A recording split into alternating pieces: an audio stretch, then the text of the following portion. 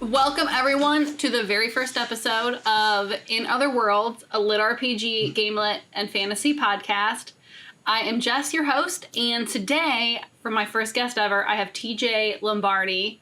He is the author of the Dying Breed series, Scalpel Chronicles, and most recently, Golem Master. TJ, how are you?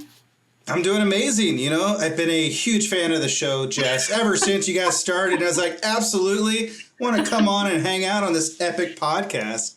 Well, thank you for being my first guest ever for my epic podcast that has now started. So I know you probably talk about your book all the time and people are like, tell me what your book is about. So just give me like the shortest little rundown that you can. But then I mostly want to know what you think makes this story Golem Master unique. Oh man, that's a great question. Thanks. I'm going to be keeping you on your toes. Clearly. You're asking the hard pressing questions, Jess. That's my job. Condensing the story down, I think like many other people can remember the exact place and moment when I first saw Pokemon.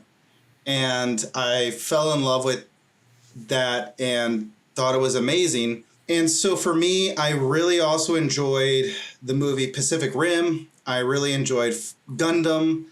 And I really kind of liked Hugh Jackman's Real Steel movie. And so for me, I just had really been playing with this idea of like, how could I make a world where all of these things are smashed together, but also just really have a story very much like Pokemon that has that warm, loving attraction to it, has that nostalgia feeling that I had. And so it was probably a good 2 years ever since I started writing, I had this idea just percolating. And Michael Chatfield, a beautiful human being, love him to death. He was on a panel, for GuildifyCon. And the question was asked, what could we be doing more in the genre? And he just like off the cuff was like, we should be doing more with golems. And I remember I was just sitting there, I was like, oh my God, yes, this is it. This is how it happens. And the lightning struck and I immediately, I had the prologue in chapter 1 written in my head instantly. And I wrote them, I think that Christmas, but it wasn't until March of 2024 that I actually sat down and started writing Golem Master. And I haven't stopped since. I think, what is so unique about this book and what is so different. One, it's unlike anything else that I've written in the lit RPG genre as far as it's written for a teen audience and above. I really wanted a story that a dad and his son could be like driving on a fishing trip or camping trip, listening to it together, the audiobook, and just having a good time bonding over it. So I wanted that.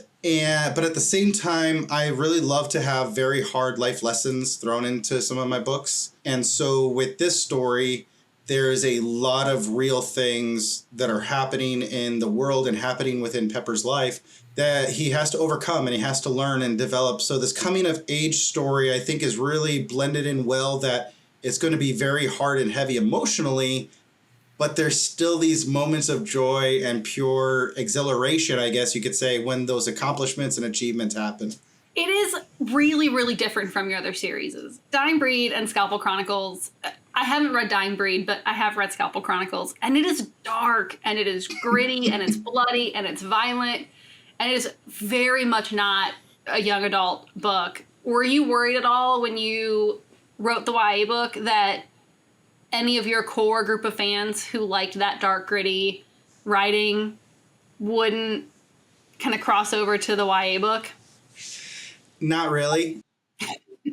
I wasn't worried about that at all. And the fact is that when you would say like my core audience of readers, it's so small that I haven't really seen it transfer over. And, Harmon Cooper and I, what I love about the genre is there's so many authors that once they see you and know of you within the community, like, hey, this person is a part of the community. They're of the community. They're willing to help each other out. I reached out to Harmon before I went really publicly and live with Golem Master, and I asked him, do you regret doing multiple books all throughout the genre, keeping under the same pen name? And then I also reached out to someone else who had done a different pen name. You know, in Harmon's case, it was very interesting. And he kind of said, you know, I wish I had stayed on one true path and really focused on that. And so that was his advice was, you know, stick to one thing, use a pen name for another. And the other person with the pen name, they were like, nah, I don't think it matters really. I don't see any difference. So I was really torn and conflicted. I'm like, okay, I'm getting two different things here. Yeah. Somewhat, but it was my mom actually that really helped me with the guiding advice. And she said, TJ, I look at this like actors who do movies, and you may grow up with an actor who does one type of movie in a certain genre, and then all of a sudden they come out with a totally different movie and you're just blown away with how incredible their acting is. I don't see why you should be worried about having a book that does that. I wasn't worried about readers being converted over from the dark stuff to the light. The only worry I have is readers who find the light and then go and find the dark and are like, oh my God, how can he write this? That's that'll be quite a drastic change from this series. I mean, on the plus side, you do very like bold on the covers. They say M for mature. There is no, I mean, even the covers are dark and gritty, so there's no mistaking that for a YA. Yeah, so when I did the Dying Breed, I did the rating on the back side of the book, and then I do ratings on the Amazon publishing page, cover, you know, detail page. Mm-hmm. And then on book 2 of the Dying Breed and book 2 of the Bloodbath Scalpel Chronicles series, both have content warnings at the very beginning. Yeah. I did have one person who read book 2 of the Dying Breed, and they reached out and they said, I have to stop. I can't read this anymore. And she's like, I had no idea that you were going to do this. I'm like, what are you talking about? Like, there's a content warning. There's this. She's like, I didn't even see any of those. Oh, my gosh. So there's times when the Amazon, especially on Kindle, will put you in front of that content guidance warning and just start you on the prologue or chapter 1. Mm. So unless the reader goes back and sees it. But I just do the best I can to at least warn people like, yeah, this may not be your cup of tea. But yeah, the couple that I have read, you load up that book and it starts you right there on the first page of chapter 1. It doesn't even, like, it just skips everything. So Harmon Cooper, he's in the book, isn't he? Doesn't he have a character in the book? Yes. Or is he one of the, he does? Yes. So you put a lot of people in this book. Yeah. Was there anyone who wasn't enthusiastically excited about being in the book? I think there's a lot of people who still don't know that they're in the book. So there's 47 specific characters that are named and recognized at the very end of the book. And it was a way for me to be like, hey, this is truly a cast. Like, my editor was like, really? Like, you have 3 peoples all named Ryan. Don't you think you should switch it up? And I'm like, no, because they're all real people. And yes, they're going to be Ryan because you have multiple Ryans in real life. That could get confusing for people, though, who don't know like all the authors in the community. Yes, no, and so that was her concern. So that's where, especially with the Ryans, because you had Ryan de Bruin and Ryan Maxwell, because their parts were so close together, I did the best I could to switch Ryan Maxwell to Rhino, which is one of his nicknames, so that it would help differentiate that. And I kind of did a Brian where I didn't really tell a lot of people that they were in the book. I just did it. Some people did know, like Katie Hanna, because I love her to death. Ryan de Bruin, I told. But like some people like Michael Chatfield, he is kind of mentioned, but he doesn't have an actual part. Who else? Daniel Scheinhofen, he's mentioned, but he doesn't have like necessarily a part. So I didn't really tell a lot of people that they were necessarily in it. So no one's really reached out to be like, how dare you? Because Ryan de Bruin's character, I love Ryan to death. He's such a beautiful soul. He starts out with kind of this Mr. Miyagi, like a little awkward, but very motivational and kind of like reflective. And it just goes downhill from there to where I'm like, this would be an HR complaint so quickly. So yeah, it just gets worse in book 2 and book 3. So hopefully he doesn't get too upset. I personally really liked the neighbor with the energy drink company. I was like, I want to try some of these energy drinks. So when are you starting your energy drink company with all these drinks that you came up with in the book? I have briefly looked into that. The problem is that I don't think the cost would be worth the investment right now. Yeah. We're at the part now in society and production that you could literally just put in basic ingredients and put a basic label and have it drop shipped anywhere. And for something like an energy drink, I would consider myself a connoisseur where back in the day, I would drink every single energy drink. Like there is American Whoop-Ass, Sacco, Diesel, like just every single drink that I would find anywhere, I would drink it just to try it. So I've tried some really terrible energy drinks. There are some bad ones out there. Yeah. So, I mean, for me, if I was to have a Golem Master or Big Duck energy drink company, the quality of flavors have to be there. It's got to be Big Duck. Oh yeah. And it's got to go right up here next to my the Bloodbath hot sauce. I've thought about the energy drink. There's something in the works secretly. Only about 2 people know about it. People are going to get to those who get an ARC copy of book 2 will see it and have a piece of it, and then we'll release everything else on Patreon so people can see what they have also been helping me with. And it's a very beautiful way, I think, to highlight the Patreon members, because I am very small in number, but I'm very blessed with how much they help me out.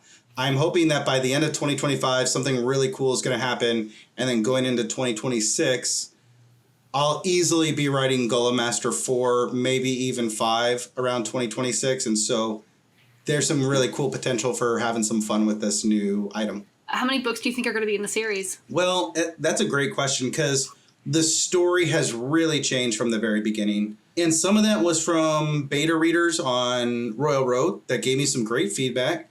One person loved how realistic Golem Master was, and they felt so connected to the characters. Whereas another individual said, dude, I can't take anymore. You're beating him up too much. And he ended on the chapter right before Kyle comes in and gives him a ride home. Okay. So I was like, dude, you stopped at the wrong point. Dude, 2 more chapters at least. Yeah. So that really changed a lot of my perspective. And book 2 was not even planned for. It was about chapter 2 into book 2. I'm writing it, and Trent and Pepper are together, and Trent says something to Pepper. And I went for a walk, I think, later that day after I wrote it, and I'm like, that's brilliant.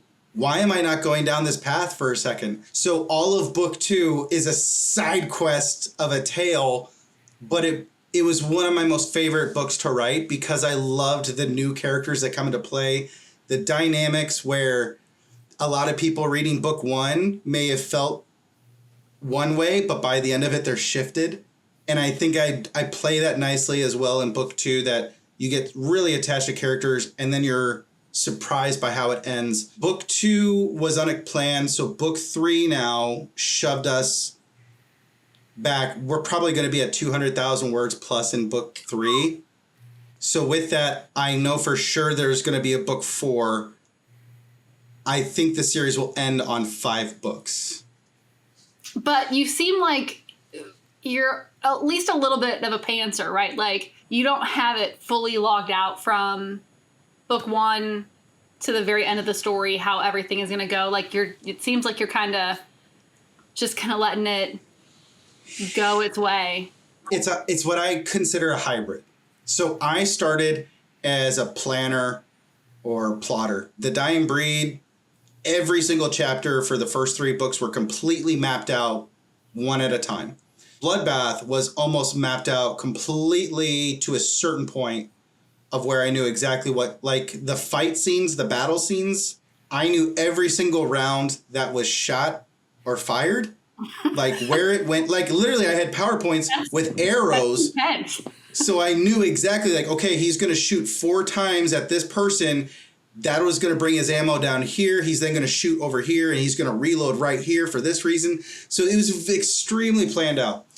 In Golem Master, I've done a hybrid where I have plot points. And I know, so I would plot out maybe 30 different points of like, this has to happen, this. And then I would just go one by one of kind of as you know, like a slice of life. We're going to do this. And at any time, if I'm like, ooh, I really like this, I want to explore this, I just see like, where is it going to shift the plot points? And what do I need to cover down to get myself back on track? So it's been a really fun hybrid way to explore certain things. And because I'm not a full-time writer, I spend time away from the manuscript, and it really, in my mind, it allows my mind to continue to regurgitate and work quietly, subconsciously.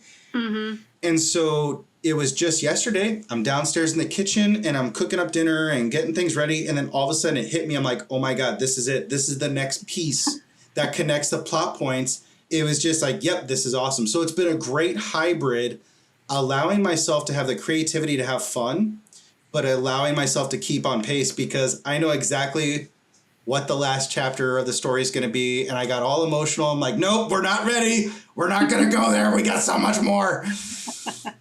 But eventually you're going to make us all cry. Eventually, unfortunately, all good things come to an end. I think that's what makes stories great, is having an ending. You know, eventually something ends. To me, if you can end a story where the person is like, oh my God, what if? Or, oh my God, but could this happen?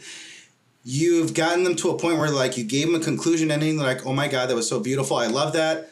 Oh my God, I wish there was more, because what if this had happened? That's when I think you have a great story, and it allows the reader the chance to creatively imagine their own side stories and side quests of how things could have happened. So in book one, you kind of touch on the the demon war that happened, but you don't really go into it in depth.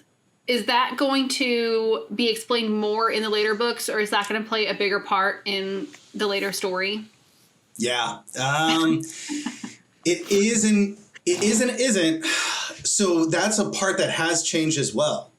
There was something very specific that was supposed to happen in the original book 3. There was something a Royal Road member asked me while they were reading book 2, and they're like, oh, is this? I'm like, oh my God, that's brilliant. I love that. Yes, that is exactly what that is. And so I put that in there, and then again, my brain started to go down this rabbit hole. I'm like, dude, let's flip this around from what the original book 3 event was supposed to be, and let's do it this way. That would be fucking cool. Book 4, I don't think people are going to see coming. And it's going to be such a shock to some of the readers' systems to where like, oh my gosh. And it's so needed to completely change everything. Like, I've been planting these seeds ever since that moment that reader asked me in book 2. I started planting seeds, and it's just going to be a great fruition. With that being said, though, in book 2, so book 1 laid the foundation. You had some very much Pokemon vibes and real Steel vibes of the combat. Book 2, you're going to see more of the Pacific Rim and the Gundam series, where Pepper gets to observe a far greater rift portal and sees the true military defensive scale that is going on. And he has a very key interaction with someone that kind of shows him like, dude, you have no idea what you're talking about. You think you know the Rift Wars, you don't know anything. Well, there's another scene that I wrote towards the end of book 2. It's about 3 chapters long.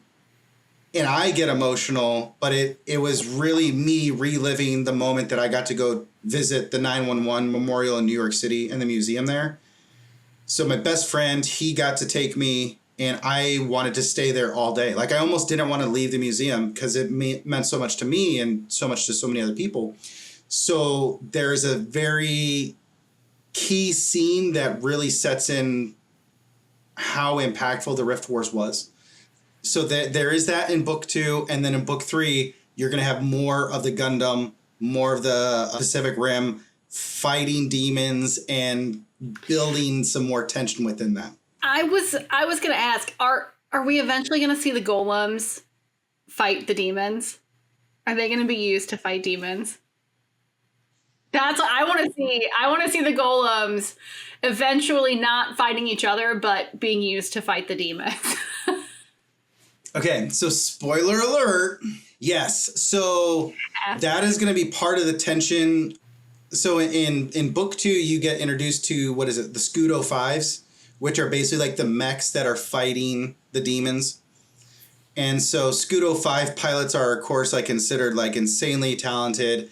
And what Pepper realizes as he's moving up in the ranks, he's getting more exposure to the military side.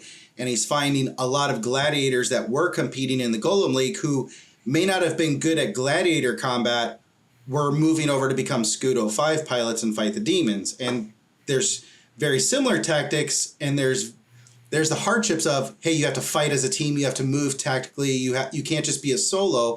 Right. So he starts to work in that, and he's like, this isn't for me. I am a solo guy. I'm, a golem fighter. But he is going to have an opportunity to showcase that as well to the military. I don't want to give too many spoilers, but you are going to see more of that continue to develop. And I'm about to write that scene of Pepper specifically fighting demons right before the major stuff of book 4 happens. Ah, nice. Are we going to see more of the underground Golem League? You get a hint of that in book 2. It's very much the underground where, it's a darkened alley and Pepper's riding down it and the guy's like, what are you doing here? Get out then. And that was supposed to be a major plot point for the main series before I started to shift it. You're going to see parts of it, and there's a part where I don't know how I want to do it, but it would more than likely be book 5 that we really start to see the underground side of things. You see a little bit more in book 2. I might bring it back up in book 4 just to say like, hey, it is there. It is a thing. Oh, actually, that's a good point. I could bring it up earlier in book 3. Yeah, you're going to see a little bit, but maybe not as much as you want. Nice. So, and you don't have to pick someone out of Golem Master. This can be out of any of your books. Like, okay. What character do you feel that you relate to the most? Oh, gosh. Like, do you have any that are kind of semi-based on your personality? Or you've, like, peppered in things that you've done? There's definitely been things I've peppered in that I have said. When I first started writing, almost every character I wrote had a part of me in it. Liam in The Dying Breed was very much based off of me when I went into the military. I was so naive. I had been sheltered for so much in life that when I got into the military, I was like, oh my God. Like, it wasn't just a culture shock in the military. It was a culture shock of society to realize, wait, like, other people were raised completely different than what I was. And so Liam was very much based off of that. Mala is a dick from The Dying Breed. And granted, so yes, a lot of my characters have crossover references. So Mala in Golem League is truly based off of Mala from The Dying Breed. Mala in The Dying Breed is a complete dick and an asshole. And that was very much what I was to a lot of my troops at certain stages of their career for specific reasons. And it wasn't necessarily to be a pure asshole because of hatred or anger or malice intent. Because if I ever finish The Dying Breed, a lot of people will see Mala was doing that to Liam on purpose. A lot of my troops who realized what I was doing really loved and respected me because they're like, you were hard and you were harsh, but you were fair. And you had a reason for everything you did, and it made me such a better person because I still gave them the love and support that they needed. So Mala had a little bit of that. Kashmez, Khadgarak from The Dying Breed, they had, and Abek actually, they had a lot of my reflection and my stoicism and my hey, balance out everything. So those are all parts of me. Bloodbath. Hi. That's a rough one. How did you finish even book 2? Yes. And then I started book 3, but I've not finished book 3. Okay. Because I was like, I don't even think she made it through book 2 because it's so harsh. It's a lot. It's a lot. Yeah. Did you read the end author's note as to why? I did not, but okay. I will. Now I will. Well, that was okay. So yeah. So with the Bloodbath, I just call it the Bloodbath series. That had a lot of the dark side of me put into it. Being a military guy and being someone who's worked in first responder career fields for all of my career, you see the worst side of humanity, and you see so many injustices go unpunished. And for me, the Bloodbath series was specifically written, I would say, to a certain point for book 2.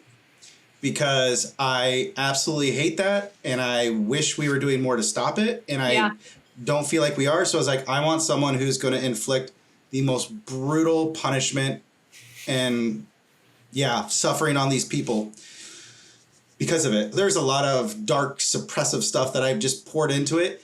But even for me, at book 3, I'm like, he's going to kill him. I'm tired of killing people. Like, really? Come on. It was a lot of killing. It was a lot of killing. I think I actually did count it up. And I think in book 2, I kill more people in Bloodbath than like the first 1 or 2 movies of John Wick. So I'm like, yeah. So that's where I'm like, if you people want combat and dark grittiness, this is it. How do you think that your career in the military affected your writing? Actually, let me go back. So Bloodbath, yes, like there was a lot of darkness and that was right when I was getting out of the military. And so I just poured a lot of frustrations and stuff into it. But I feel like I really needed to get that out of my system. And I'm glad I did, because it's a complete series. It's done. It's out there. In Golem Master, I would say it's probably the book series where I am least putting myself into it. And I'm trying my best to let the characters just speak to me as I'm writing, as far as what do they want, how would they act. So I've spent a lot of time with some characters just trying to let them be who they are. But I've done my best to really add moments or phrases or things that I think are important or that have really been influential to me. So I would say Golem Master is, definitely the book series that is probably the most expressive from its own source. To get back to this question now, how has the military affected my writing? I think one has been the discipline aspect. It's one where I am very routine. Everything, I do my best to have a routine, have a schedule, have a plan of, okay, today we're going to do this interview. As soon as the interview is done, we're going to grab dinner. Then we're going to come in, we're going to smash out 3,500 words, period. Or whatever. Tomorrow, all day tomorrow, writing, da-da-da-da-da. Then we do X, Y, Z. So being regimented, being planned, and being disciplined, because there are so many days you do not want to do this. And there are days where it's like, dude, you just have to get in front of the keyboard and start. And start with the first word, then start with the first sentence, and then start with the next sentence. And then by the time you're in a paragraph, and then if you can get into 3 paragraphs, maybe you found a little bit of like, okay, fine. Then the golems did this, and Pepper did that, and so there's been a lot of discipline, right? Yeah, that's true of a lot of things, though, especially going to the gym. Oh, 100%. You pull into the gym, you don't want to go. You just go inside. Just do one set. Just do one set. Yeah. And that one set, usually, by the time you're done with that, you're like, okay, let's do it. Well, I think from a military aspect, then, like adding into it, right? So there's that aspect. The next aspect would be my resiliency. You have to be, in my opinion, you have to be resilient if you want to be a writer in today's world, especially independent. because day after day, you're just going to get beat down. You're going to beat yourself down. You're going to be beat down by the social media response, by the lack of readership, by whatever it is. And I've only done this for 3 years now.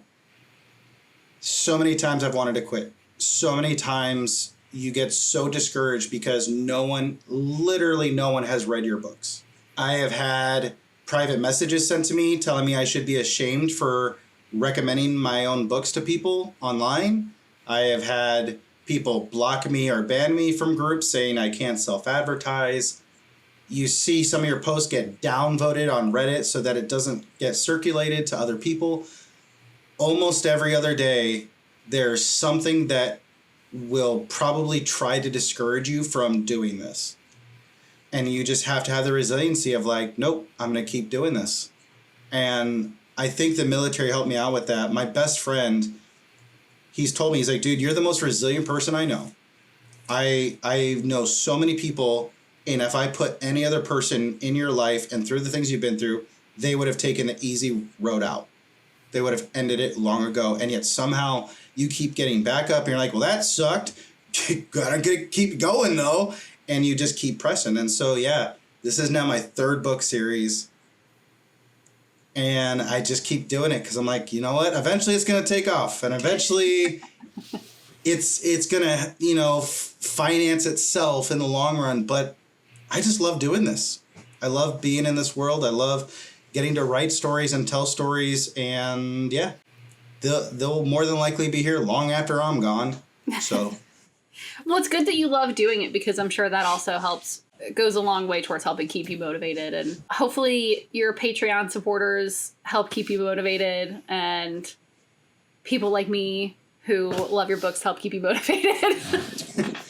Yeah, I mean, those are those things. Like, it's just those people that keep showing up and they're like, dude, I love this. I love that. Gosh, appreciation is the shortest lived human emotion. Right? So, I mean, you and I both work 9-to-5 jobs on top of doing this crazy stuff. And, you have maybe your boss's boss or a coworker come in and just say, Jess, man, I really appreciated how you helped me out on that project last week. And dude, we got it done early. And yeah, the bosses loved it. So thanks so much. Like that was just awesome. Right. And you're like, oh, dude, yes. Okay. That's cool. You. Right. And so for 5 minutes, you're like, oh, yes. And then your boss comes in and he's like, hey, what the hell? Like, did you not see my email this morning? Mm-hmm. Like, yeah. I need a response right now. Like, the guys are waiting on me and I'm waiting on you. Or all of that appreciation is just faded away. Yeah. So I think, there's times when our friends, our buddies, whatever, just reassuring one another, telling each other how much we appreciate like little things. It goes a long way. So yeah, man, like I appreciate hearing, even though I have a small readership, it makes my heart happy to just know that other people love the worlds I build. What's the hardest part about creating these worlds or getting these worlds out onto paper and out of your head? The hardest part, editing. I hate editing. Oh God.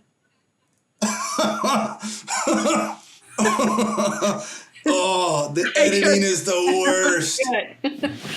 Oh man, the editing is the worst. The financial aspect is the worst. Yeah. I'll be very realistic with people. I think a lot of people see success. That actually, we were talking about this author earlier in this podcast. He and I had we have very deep conversations. And one of the things that he and I both agree on is new authors need to have expectation management. There's many people when they start out on a new creative endeavor and they're like, oh my God, I have 1,000 friends on social media or 10,000 friends. Dude, if 500 help me out, like, oh, that'll be great. And it's like, you mean the 5 or the 10? Yeah. And your mom and your husband or boyfriend are like 2 of those 5. Like, I think a lot of people just think, I'm going to do this. I'm going to put this out there. It's going to take off. And that is just not the expectation they should be putting on things. The expectation, I think, is best said by Brandon Sanderson in his writing seminars he posts online for free on YouTube. You need to be mentally and emotionally prepared for this to be 10 to 12 years. And for me, when I got into it, I said, okay, can we do this for 5 years without bringing in an income or, any type of real positive growth, revenue, return, whatever. So now I'm like, well, shit, can I do 10 years, 12 years? Thanks, Brandon. But the reality is, depending on the books you're writing, the quality of work, and what you're investing into this book, the average independent published book is going to cost $5,000. To put it in perspective, last year, I did just under $14,000 of investment only to see 500 return. I've never thought about how expensive publishing books would be. That's, yeah, because you've got artists and audiobook narrators. So thankfully, I'm in a spot where I can financially cover that, right? Many people cannot. Like, I am very blessed in the position that I am to get to do this and be able to finance it through my other career. But there's many people that don't. And so you have to find ways of like, okay, I'm going to use AI for a cover. I'm going to use AI for my editing through Grammarly. I'm going to use this to try to save money and cut corners. But yeah, that's where it's like, okay, well, for me, I'm going to pay for a human artist to do my artwork. I'm going to pay for my editor to, because I don't really like the AI editing. So if people use Grammarly or whatever, I don't like that. I love the fact that when I use Catherine, I get to learn as I go through her edits of like, okay, I'm slowly getting better and better by seeing her feedback. And it's always nice because she'll put in little comments of like, oh, I laughed my ass off. Oh, this is hilarious because in England, like we see it this way and you guys see it that way. So it's been really fun, but it's a very, if you're going to be doing this for a solid amount of years, are you at a position to look at your family and say, hey, this is what I want to invest in? And that's a conversation each person has to have. But that's the next burden. The final burden, I would say, is saying goodbye to your characters. That's difficult from a reader's perspective too, though. That's also very difficult as a reader, is finishing a story and just knowing that that's it and that character's done now. It's like you've lost a friend. I think there's some times when readers really get upset at the authors of like, how could you do this? I loved this character. It's like, yeah, I love that character too, but I spent hours before the character was ever put to paper, hours with the character while I was writing them on paper.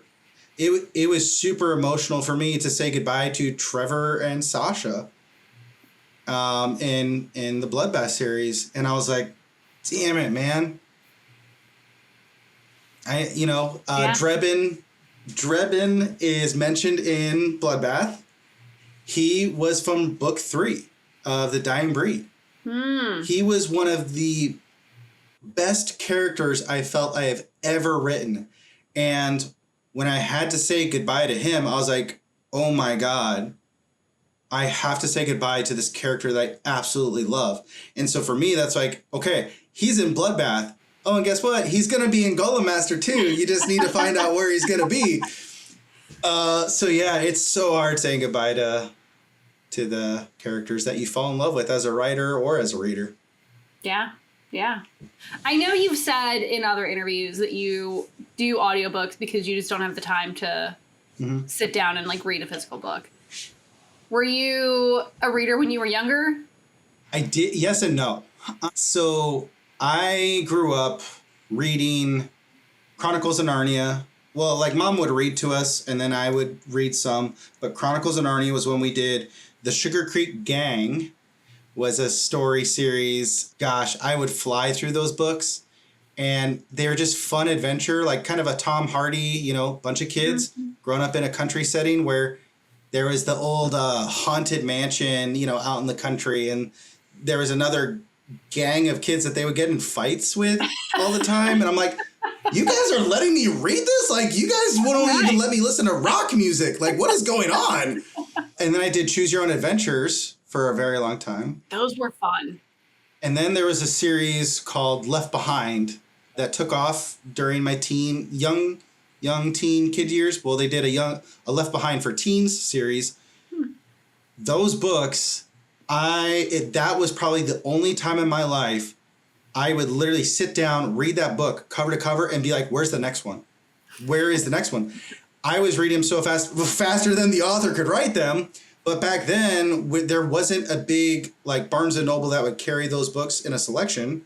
So I remember there was like this catalog that we would get in the mail that you could order books from, and so I would just wait for that catalog to see, like, is the next book available? Then, like, tell mom, like, order this freaking thing because I want it. But it was in my late teen years. That's when I faded away from reading.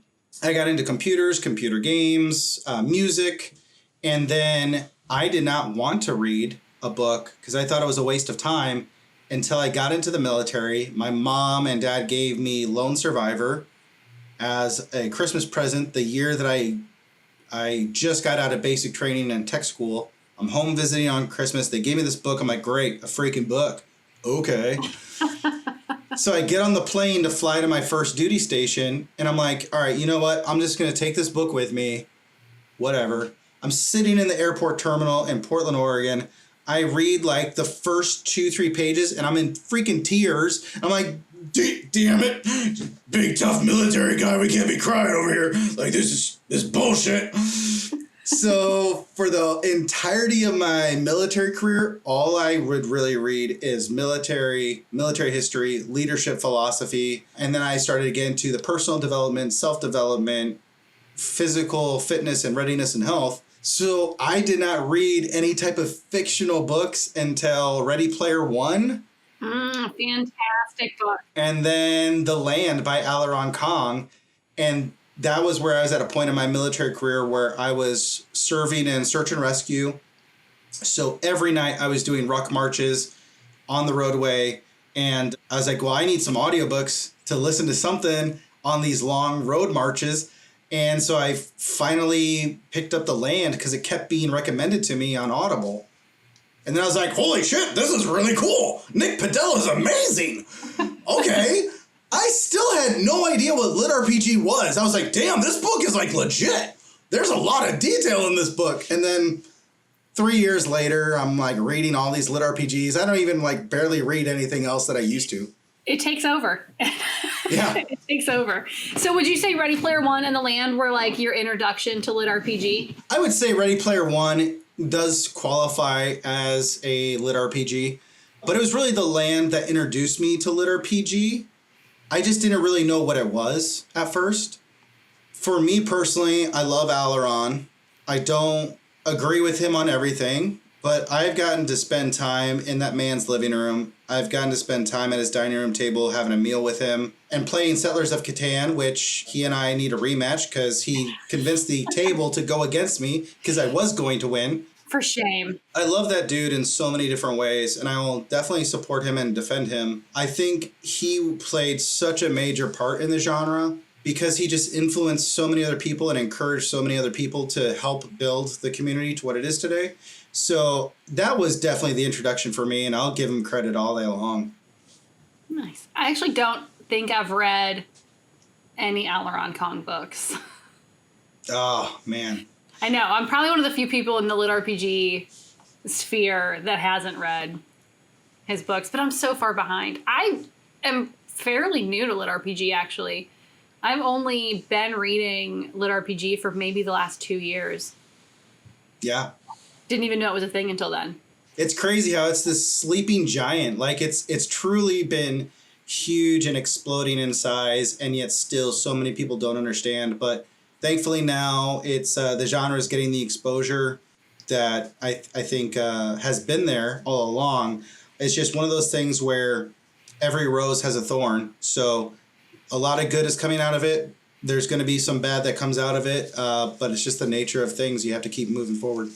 Yeah, I think that's true pretty much any genre or form of media. Where did you get the hoodie? This one? Where can I get a hoodie?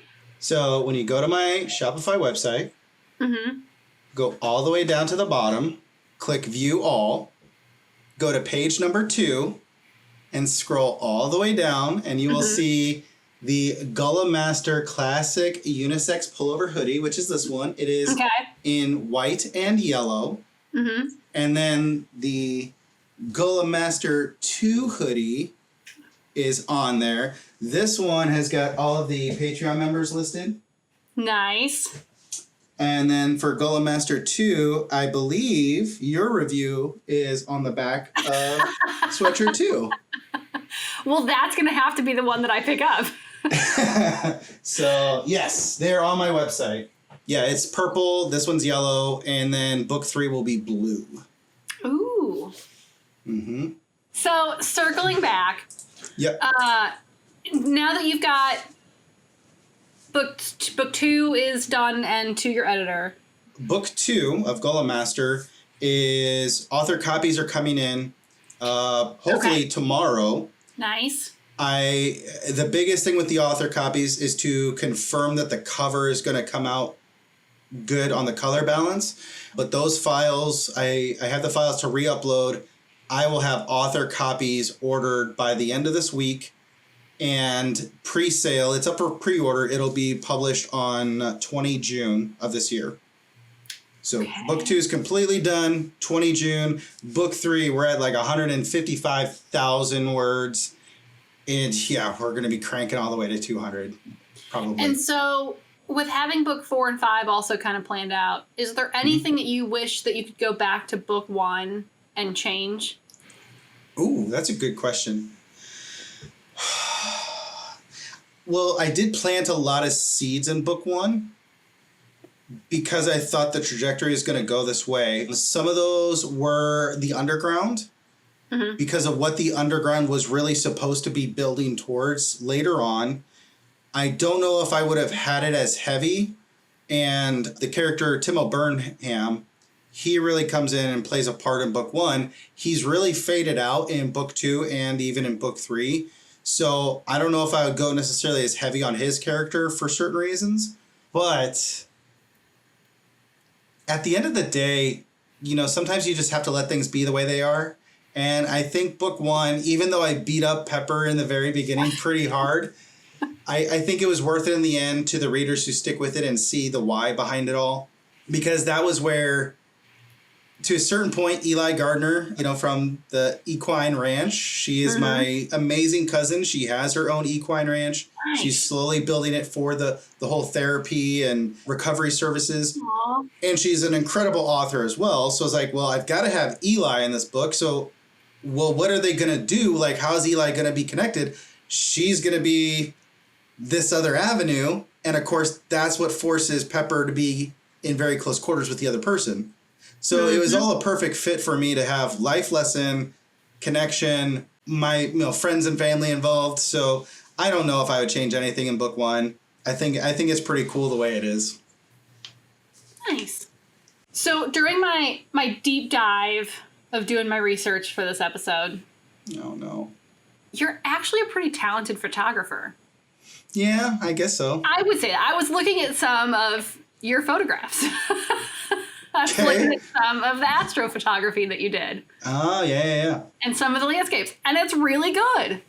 Thank you. It's very good. The nighttime sky was beautiful. So the guy who taught me about astrophotography is a very good friend of mine. He's one of the smartest people I have ever met in my life. And he is one incredible badass. And talk about resiliency, like he is resilient.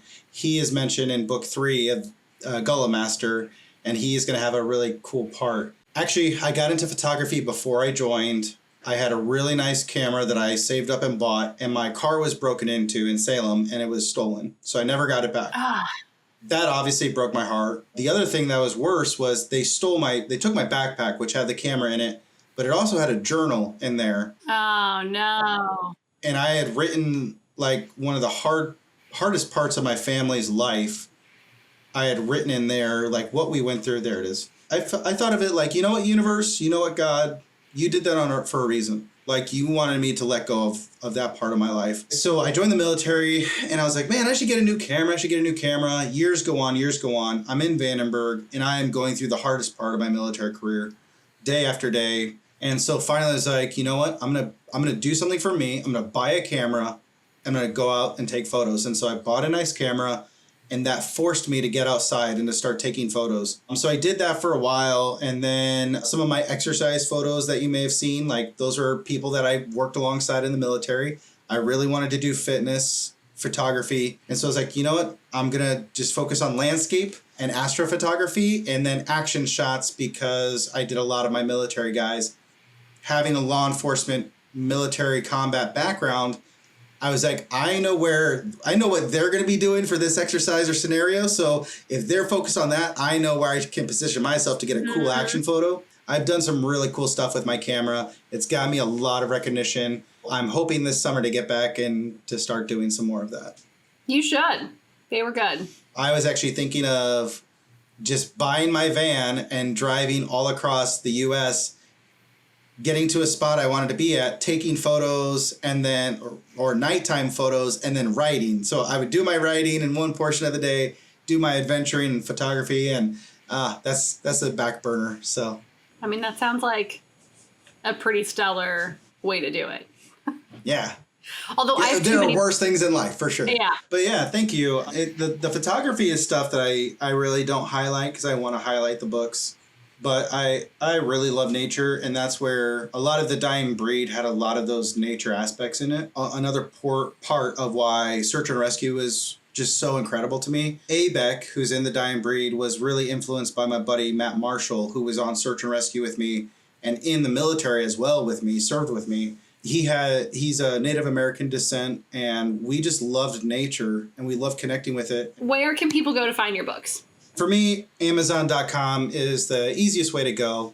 It definitely helps the algorithms, right? Because it'll help hopefully generate more readers. Word of mouth is obviously the best. Amazon.com, you can find me nice and easily there. And then my website, where you can get the sweatshirts. If you want to order a personal book from me directly, I can happily ship them out to anyone who would like one. And then what about your social medias? I'm old school millennial where I grew up on Facebook and I live on Facebook. So you can just go to facebook.com/TDB, The Dying Breed. That's my main author page that you can check me out there. That's the easiest way to reach out. And then what's your Patreon account? Patreon is Warrior Publishing. We have all of book 3 up, and you have links to all of my books if you want to read them on PDF. I try my best as well. Once our audiobooks are out, all my Patreon members get audiobook codes so they can download and listen to the books as well. But yeah, Warrior Publishing for Patreon. And I'm going to have links for everything posted to make it easy for everybody. If someone has already read your books and enjoyed them, what is something they can do to help you out? Spread the word. That would be wonderful and amazing. Make sure you leave reviews. It's always encouraging. On the down days, I love to go through and just read those reviews and remember people love the book. So leave a review, tell your friends, tell your family, share it on any social media group that other readers can check out. TJ, thank you so much for coming on. Of course. My first guest. Hopefully we'll have you on again later in your series or when you write your next series. Discarded Warrior, man. I'm excited for that one.